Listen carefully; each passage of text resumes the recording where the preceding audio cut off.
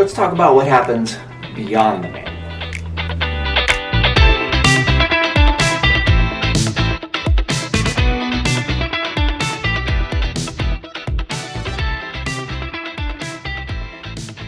Hey everybody, welcome to another edition of Beyond the Manual, and today we actually get beyond the manual.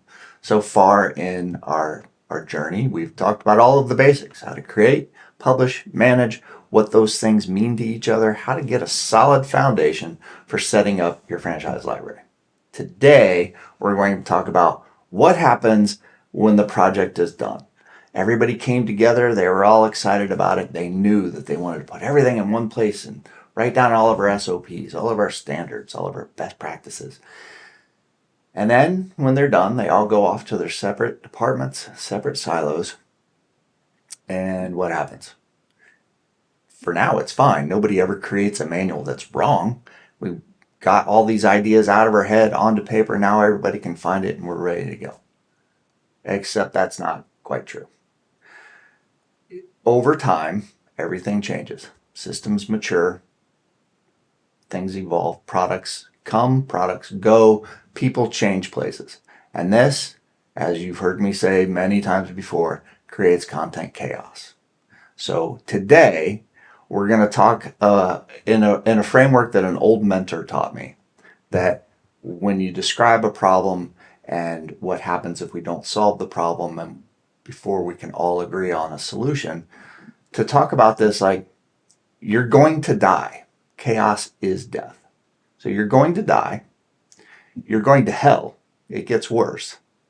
But there is salvation to all of this. So what happens when content chaos stagnates growth? And what happens when you try to solve that problem with either technology or a file share, or let's get an LMS, and how it becomes worse? But there is salvation to this. So first and foremost, chaos happens. It just is. Everybody has chaos. Everybody's going to die. It's a slow death. Sometimes it's not even painful, but it's there. As you grow, the temptation is to simply add to what we have. We've now added an SOP. We have added a new phone number. We've added a new product. We've added a vendor. But almost never does somebody take something away. And that is a chaos agent. That's where chaos begins. Sometimes we want to do an SOP for a smaller unit.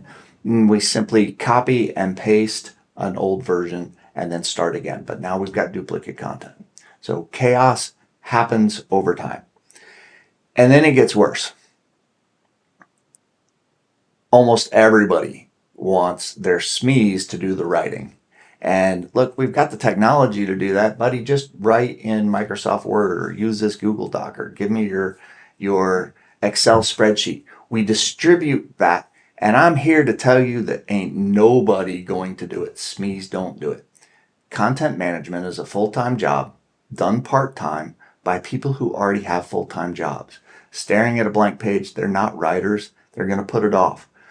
They don't know how to create things. Once it's there, sometimes it's show up and throw up. Is it any good? They've got to publish to different platforms. So distributed authors become a little bit chaotic. Most brands that we've worked with recognize that, hey, maybe we're a little all over the place. What we need is a file share system. What we need is an LMS. What we need is a project management system so that construction flows. And now what you've done really is created more storage areas for the content that you're just creating without a plan by people who may or may not be any good at it. They have the knowledge, but they don't necessarily have the expertise. So one of the reasons why chaos is so prevalent is the propagation of technology. And technology is not a cure. Technology is a digital solution for what is really an analog problem. Strategy and governance, two things that people don't really want to talk about, where they think we did the strategy up front. Those are critical to protecting your investment. And if you spent all that time and money to create something, then you should also spend a little bit of time to maintain it. So content management, full-time job, done part-time by people who already have full-time jobs. So you're going to die, chaos. You're going to hell, propagation of platforms, chaos.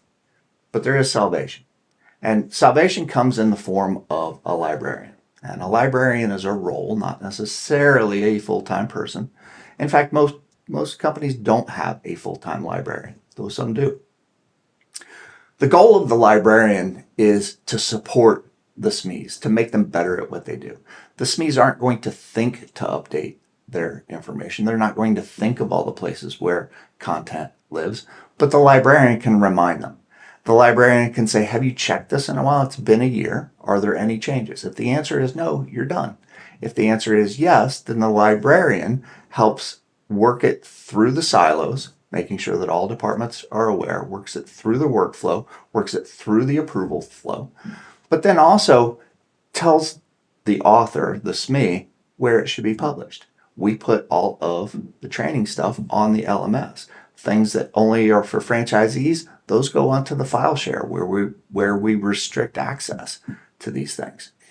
The librarian's role is kind of an internal SME for your product documentation, for your SOPs, for your forms. They know where everything is, may not know everything about it, but they know how to name files so that they don't get lost. They make sure to archive things so that it doesn't clutter up your storage areas. They make sure to double check to make sure that they're fresh, that everything is findable. This person is a support role. It's critical to keeping chaos at bay, to making sure that you know where things are, that you don't have things that you no longer need. That's one of the biggest problems of chaos, is that everything goes in, nothing ever comes out. You have SMEs dedicated to creating new content, but do you have anybody who's dedicated to removing old content? My experience says you don't, and that's okay, as long as you know it. And when you know about a problem, if you know what causes things, then you can fix it earlier. Why does this matter? Chaos. Chaos is painful, and sometimes it's painful in ways that you don't necessarily notice.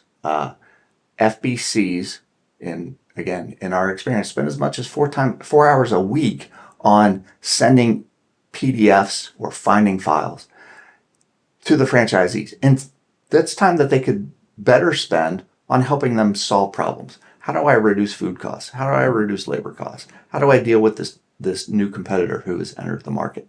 How can I increase my marketing reach and therefore effectiveness? All of those things are what your support teams are supposed to do. So a librarian really is kind of a support team for the support teams. So you may be saying to yourself, how can I dedicate someone to this role when I'm in the early stages? We're running lean. Our operations people do training, they do marketing, they do support. We all wear many hats here. I get it. Large companies have the same problem. They still run lean. Profit matters. How do you dedicate somebody to a cost center instead of to a revenue center? Part of that is in how you think about this role. And if the librarian is a support person to the support people, you're actually freeing them up to focus on revenue, on cost savings, on support, on building the relationship. That's what they're meant to do. So this is a little bit more of an administrative role.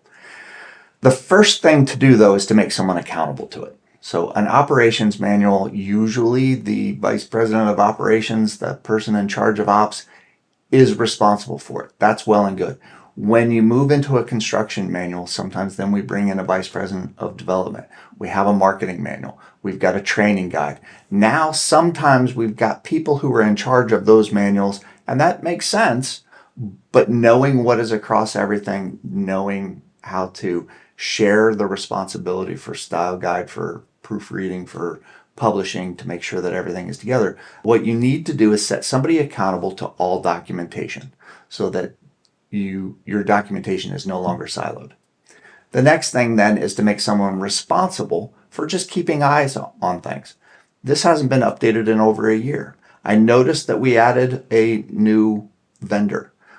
Somebody should be in charge of change. Sometimes that change will come from the SMEs themselves and say we need to update, we need to add, but now they have someone to go to, and that someone can walk them through the process. So the first step is accountability. The second step is responsibility, put someone in charge of that. The third one then is to give that person the authority to do it. If we give that to, let's say, an intern or an admin assistant, that person has to chase down executive SMEs, busy people. I've got things to do. That's not important. How can you transfer the authority to that person so that this becomes important? It's a really important step in this. Otherwise, the librarian feels like I keep saying it, but no one listens. Nothing ever gets done. I can't get them to review it. Them having the authority, having a pathway to overcome objections and obstacles internally is really critical for that. And it's a step that a lot of people miss. The last thing is to make this a part of your culture. Documentation is meant to be an asset, not a liability. And so many people and a lot of our more mature clients who come back to us and say that everything's a mess wind up chasing the problems. The information becomes outdated. The two different manuals conflict with each other. They're always chasing that down. But if it becomes part of your culture that if this information is updated, if it's easily findable, if it's accurate, and we condition franchisees, internal stakeholders to go here first, and they can find it, and it is useful, then that frees everybody up. And it becomes everyone's responsibility to keep the house clean. And they may not be the one to clean the house, but they can be the one to identify the problem and know what the solution is because they've got a librarian who's going to walk them through the change, publish, and manage process. And I'm going to encourage all of you to give your librarians a little bit of love. First, designate somebody. Second, give them some leadership support.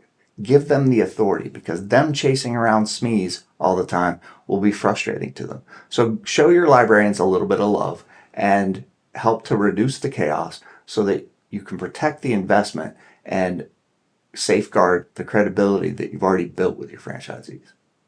Beyond the Manual is a Manual Makers production. This episode was hosted by Brian Garner, directed by Chase Palacios, produced and edited by Charlotte Blow. Commentary by Lucia, the Spanish Paella. Visit manualmakers.com for more resources. If you like what we're doing, please rate and review wherever you get your podcasts.